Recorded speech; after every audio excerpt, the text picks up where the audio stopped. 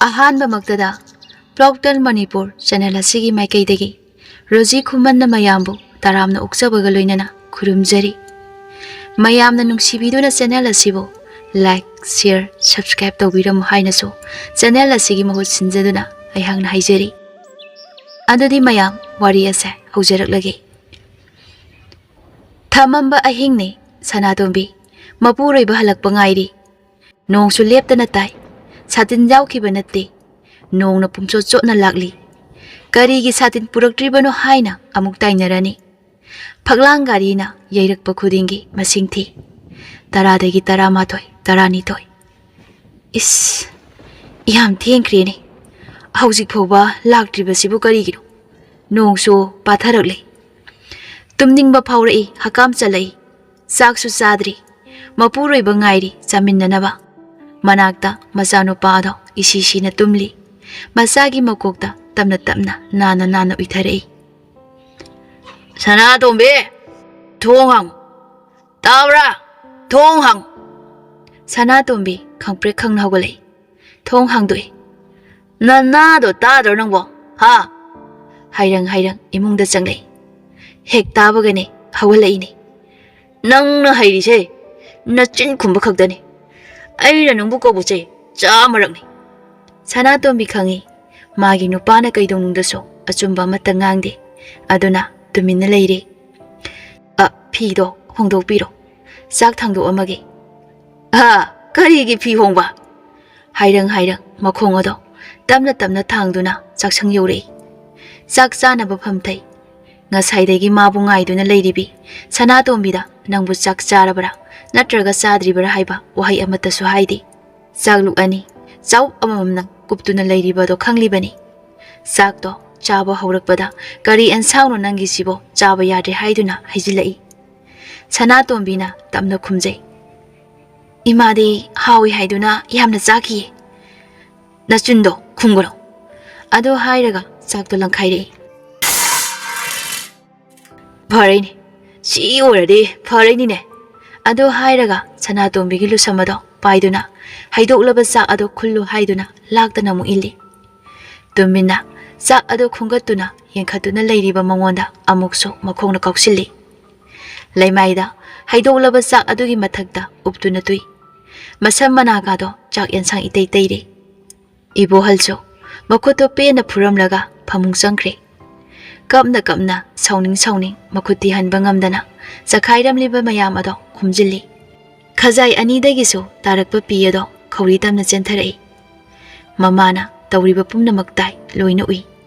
अदुबो अहिंग अदुदा ओक्तबा मचानुपा अदुगा लाउनबा पोत चै लंखाइरकदबदो खनबदा तुमिन्ना मसु अदो मचानुपागी फमुंगदगी लौरगा तुमिन्नख्रे। सनातोम्बी लेकाई असिदा इंग तप्पदा थबक कन्ना सुबा नोमबदा मागी मतोक तमजौ हाइनरिबनी। मसक मतौसो चंखोना फजै। मागी हाइबबो लाइरेजी सिखक्तनी। ममा नौना काइनखिबना मपुकनिंग यामना नुंसिगली। मपुरोइबना पैसा थोक्त्रबसो मनेमगा मागना हिंखोनगी थबक सुदुना इराइ लाइना पुबा ngami। इबोहलसो यामना फरमी। लौसिंग मानता येंसिलंबनी। अदुबो तिनरुबा संगा हाइबसे कयादा लुख्रबनो। संगना पुंसिबु मथक मखा ओलहली। यू मनम ताबा यारमदबा सुबो नोंबा कलंबा इबोहलदो हौजिक्ति यू याउद्रबदी हिंगबा ngamdre।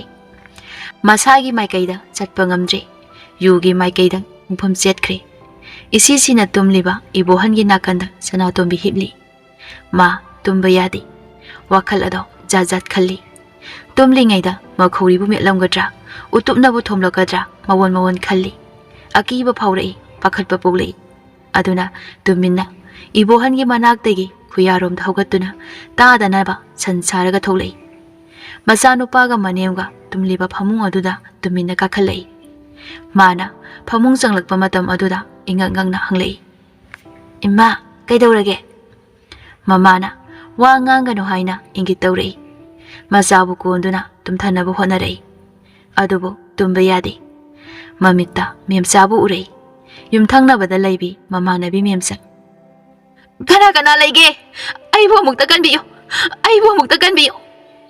ए मेमचागी खोंजेन नत्रने?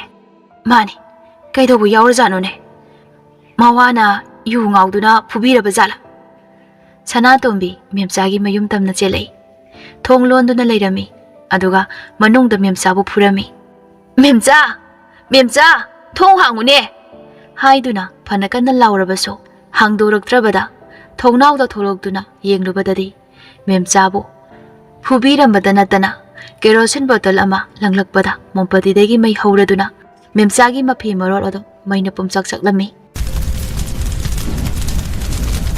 ꯀꯥ ꯑꯗꯣ ꯊꯣꯡ ꯂꯣꯟꯁꯤꯟꯈꯤꯕꯅ ꯃꯦꯝꯆꯥꯕꯨ ꯀꯅꯥ ꯑꯃꯠꯇꯅ ꯀꯟꯕ ꯉꯝꯂꯝꯗꯦ ꯀꯣꯏꯆꯦꯟ ꯆꯦꯜꯂꯒ ꯊꯣꯏꯅ ꯍꯦꯟꯅ ꯃꯩꯆꯥꯛ ꯐꯪꯅ ꯆꯥꯛꯈꯠꯂꯛꯏ ꯁꯅꯥꯇꯣꯝꯕꯤ ꯃꯗꯨ ꯎꯔꯨꯕꯗ ꯄꯥꯈꯠꯈꯤꯗꯨꯅ ꯒ꯭ꯌꯥꯟ ꯇꯥꯗꯅ ꯃꯐꯝ ꯑꯗꯨꯗ ꯐꯝꯊꯔꯛꯏ ꯃꯌꯥꯝ ꯆꯪꯗꯨꯅ ꯊꯣꯡ ꯊꯨꯒꯥꯏꯗꯨꯅ ꯃꯦꯝꯆꯥꯕꯨ ꯍꯣꯁꯄꯤꯇꯥꯜꯗ ꯄꯨꯈꯠꯂꯕꯁꯨ ꯃꯩꯅ ꯊꯤꯅ ꯆꯥꯛꯈꯤꯕꯅꯤꯅ ꯀꯟꯕ ꯉꯝꯍꯧꯗ꯭ꯔꯦ ꯊꯧꯗꯣꯛ ꯑꯗꯣ ꯁꯅꯥꯇꯣꯝꯕꯤꯅ ꯃꯃꯤꯠꯃꯛꯅ ꯎꯍꯧꯕꯅꯤꯅ ꯀꯥꯎꯕ ꯉꯝꯗꯦ ꯃꯄꯨꯔꯣꯏꯕꯅ ꯌꯨ ꯉꯥꯎꯗꯨꯅ ꯂꯥꯛꯄ ꯈꯨꯗꯤꯡꯒꯤ ꯃꯦꯝꯆꯥ ꯍꯦꯛꯇ ꯅꯤꯡꯁꯤꯡꯂꯛꯏ ꯃꯥꯁꯨ ꯑꯗꯣꯝꯅ ꯁꯤꯒꯗ꯭ꯔꯥ ꯍꯥꯏꯅ ꯃꯤꯄꯥꯏꯔꯛꯏ ꯂꯩꯇꯥꯕ ꯉꯝꯂꯛꯇꯦ ꯍꯧꯖꯤꯛꯇ ꯊꯣꯛꯄ ꯊꯧꯗꯣꯛꯀꯨꯝ ꯐꯃꯨꯡꯗꯒꯤ ꯐꯨꯛ ꯍꯧꯒꯠꯂꯛꯇꯨꯅ ꯂꯥꯎꯔꯛꯏ ꯃꯩ ꯆꯥꯛꯂꯦ ꯃꯆꯥꯅꯨꯄꯥꯁꯨ ꯃꯃꯥꯒꯤ ꯃꯇꯧ ꯑꯗꯨꯗ ꯏꯈꯪ ꯈꯪꯅ ꯍꯧꯒꯠꯂꯛꯏ ꯃꯅꯦꯝꯅ ꯃꯪꯂꯨꯔꯕ꯭ꯔꯥ ꯏꯕꯦꯝꯃ ꯏꯪꯊꯧ ꯇꯨꯝꯕ ꯊꯦꯝꯃꯨ ꯍꯥꯏꯅ ꯑꯃꯨꯛ ꯍꯤꯞꯊꯍꯜꯂꯤ ꯁꯣꯔ ꯁꯥꯡꯅ ꯍꯣꯟꯗꯣꯛꯍꯜꯂꯤ ꯃꯃꯧꯒꯤ ꯍꯣꯡꯂꯛꯂꯤꯕ ꯃꯇꯧ ꯑꯁꯦ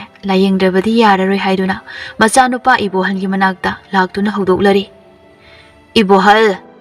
ꯏꯕꯣꯍꯜ ꯇꯥꯕ꯭ꯔꯥ ꯑꯃꯨꯛꯇ ꯍꯧꯒꯠꯂꯣ ꯏꯁ ꯃꯅꯝꯁꯤꯗꯤ ꯀꯩꯗꯧꯔꯒꯦ ꯏꯐꯤꯡ ꯐꯤꯡꯅ ꯍꯧꯒꯠꯂꯛꯏ ꯁꯅꯥꯇꯣꯝꯕꯤꯁꯦ ꯃꯍꯧꯁꯥꯒ ꯃꯥꯟꯅꯗꯦ ꯌꯥꯝꯅ ꯍꯦꯟꯖꯤꯜꯂꯦ ꯗꯣꯛꯇꯔꯗꯅꯦ ꯌꯦꯡꯗꯕ ꯌꯥꯔꯣꯏꯗꯧꯔꯤ ꯃꯥꯕꯨ ꯀꯩꯗꯧꯔꯒꯦꯅꯦ ꯆꯣꯏꯔꯣꯟ ꯄꯥꯔꯣꯟ ꯃꯔꯤ ꯃꯈꯣꯡ ꯁꯝꯅꯗꯕ ꯋꯥ ꯀꯌా ꯑꯃ ꯉꯥꯡꯗꯨꯅ ꯂꯩꯔꯤ ꯑꯍꯤꯡ ꯀꯌꯥ ꯑꯃ ꯇꯨꯝꯕ ꯌꯥꯗꯗꯅ ꯀꯣꯏꯆꯠ ꯆꯠꯇꯨꯅ ꯂꯩꯕ ꯑꯗꯣ ꯅꯪꯁꯨ ꯈꯪꯂꯤꯕꯅꯤ ꯃꯥꯁꯦ ꯍꯨꯔꯥꯎ ꯍꯪꯆꯟꯕꯒ ꯆꯞ ꯃꯥꯟꯅꯔꯕꯅꯤ ꯏꯃꯥ ꯑꯣꯏꯔꯛꯂꯤꯕ ꯐꯤꯕꯝ ꯑꯁꯦ ꯅꯪꯅ ꯌꯨ ꯉꯥꯎꯔꯒ ꯑꯣꯠꯄꯤꯕ ꯐꯨꯕꯤꯕ ꯆꯩꯕꯤꯕꯗꯒꯤꯅꯦ ꯊꯣꯛꯂꯤꯕ ꯉꯥꯛꯇꯅꯤ ꯐꯔꯛꯄꯗꯤ ꯂꯥꯏꯔꯗꯅ ꯅꯣꯡꯃꯒꯤꯅꯦ ꯍꯦꯟꯖꯜꯂꯛꯂꯤ ꯑꯄꯥꯝꯕ ꯑꯁꯥꯎꯕ ꯇꯨꯀꯨꯠꯆꯕꯅ ꯃꯤꯑꯣꯏꯕꯕꯨꯅꯦ ꯃꯄꯥꯟ ナꯏꯗꯅ ꯋꯥꯍꯜꯂꯤ 이보할 와칼 더위 ꯃꯃꯥꯅ ꯍꯌꯦꯡꯃꯛꯅꯦ ꯆꯠꯀꯗꯕꯅꯤ ꯎ ꯑꯀꯪꯕ ꯁꯤꯡ ꯑꯣꯏꯅꯩ ꯃꯤ ꯑꯄꯪꯕ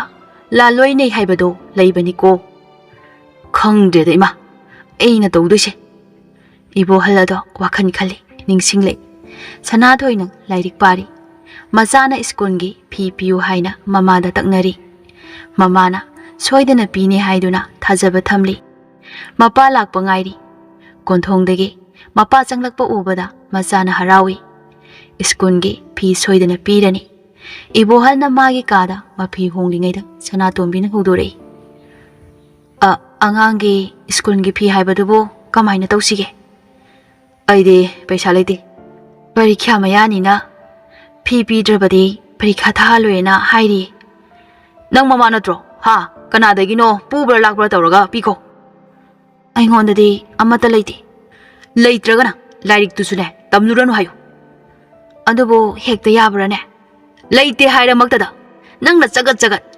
ꯀꯣꯠꯇꯅ ꯁꯨꯝ ꯉꯥꯡꯗꯨꯅ ꯂꯩꯔꯤꯁꯦ ꯀꯩꯒꯤꯅꯣꯕ ꯀꯩꯒꯤꯅꯣꯕ ꯑꯁꯤ ꯍꯥꯏꯔꯒ ꯁꯅꯥꯇꯣꯝꯕꯤꯒꯤ ꯃꯃꯥꯏ ꯑꯗꯨꯗ ꯁꯦꯠ ꯊꯥꯖꯤꯜꯂꯤ ꯃꯆꯥꯅꯨꯄꯥ ꯁꯅꯥꯊꯣꯏꯗꯣ ꯆꯪꯁꯤꯜꯂꯛꯇꯨꯅ ꯃꯃꯥꯕꯨ ꯐꯨꯕꯤꯒꯅꯨ ꯍꯥꯏꯗꯨꯅ ꯈꯥꯝꯃꯤ ꯃꯃꯥ ꯐꯨꯗꯅꯕ ꯆꯦꯠꯅ ꯀꯣꯟꯁꯤꯜꯂꯤ ꯑꯗꯨꯒ ꯍꯥꯏ ꯄꯥꯕꯨꯡ ꯑꯩ ꯂꯥꯏꯔꯤꯛ ꯇꯝꯃꯔꯣꯏ ꯄꯩꯁꯥ ꯄꯤꯗ꯭ꯔꯁꯨ ꯌꯥꯔꯦ ꯁꯅꯥꯇꯣꯝꯕꯤꯅ ꯃꯆꯥꯕꯨ ꯆꯦꯠ ꯀꯣꯟꯁꯤꯜꯂꯤ ꯑꯗꯨꯒ ꯃꯀꯣꯛꯇ ꯅꯨꯡꯁꯤꯅ ꯅꯥꯟꯊꯕꯤꯗꯨꯅ ꯏꯃꯥ ꯂꯩꯔꯤꯁꯤꯗꯤ ꯀꯩꯒꯤ ꯇꯝꯗꯅꯤ ꯃꯁꯛꯁꯤꯡꯁꯤꯒꯅꯦ ꯃꯃꯥ ꯃꯆꯥꯁꯦ ꯅꯨꯡꯁꯤꯅꯔꯦꯗ ꯑꯁꯤ ꯍꯥꯏꯔꯝꯂꯒ ꯀꯥ ꯑꯗꯨꯗꯒꯤ ꯊꯣꯛꯈꯤ ꯁꯅꯥꯇꯣꯝꯕꯤ ꯋꯥ ꯑꯃꯠꯇ ꯉꯥꯡꯗꯅ ꯆꯩꯅꯥꯈꯣꯟ ꯄꯨꯝꯅꯃꯛ ꯑꯗꯣ ꯈꯥꯡꯂꯒ ꯂꯩꯍꯧꯏ ꯉꯥꯡꯁꯪ ꯉꯥꯡꯅ ꯈꯨꯠꯁꯥꯒꯤ ꯃꯃꯤ ꯑꯗꯣ ꯃꯃꯥꯒꯤ ꯃꯥꯏꯊꯣꯡ ꯑꯗꯨꯗ ꯇꯥꯔꯤꯕꯗꯨ ꯎꯔꯒ ꯁꯅꯥꯊꯣꯏ ꯃꯄꯤ ꯏꯔꯥ ꯆꯦꯜꯂꯛꯏ ꯁꯥꯎꯅꯤꯡꯕꯒꯤ ꯈꯨꯕꯥꯛ ꯑꯅꯤ ꯑꯗꯣ ꯂꯣꯟꯁꯤꯟꯅꯔꯒ ꯅꯩꯊꯠꯇꯨꯅ ꯈꯥꯡꯉꯤ ꯃꯥ ꯅꯨꯡꯉꯥꯏꯇꯦ ꯃꯃꯥꯕꯨ ꯑꯁꯨꯝꯅ ꯍꯦꯛ ꯃꯔꯝ ꯆꯥꯗꯅ ꯐꯨꯕꯤꯕꯁꯦ 이보할